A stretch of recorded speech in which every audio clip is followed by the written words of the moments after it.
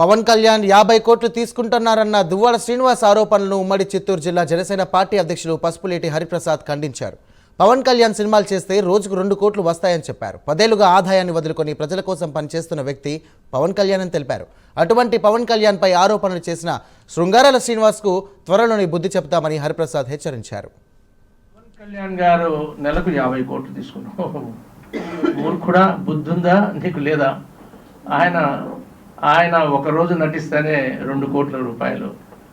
10 సంవత్సరాలు ఆయన తన ఉజ్వల భవిష్యత్తు, బంగారు భవిష్యత్తు అంటే అత్యంత విలాసవంతమైన సినిమా రంగాన్ని వదిలి పార్టీ తనొక్కడే పెట్టి 2014లో ప్రయాణం చేసి ఈరోజు మామూలుగా మీ యొక్క ప్రభుత్వంలో 5 మంది ఉన్నారు ఉప ముఖ్యమంత్రులు. ఉప ముఖ్యమంత్రి అంటే అర్థం తెలియకుండా 5 మంది ఉన్నారు.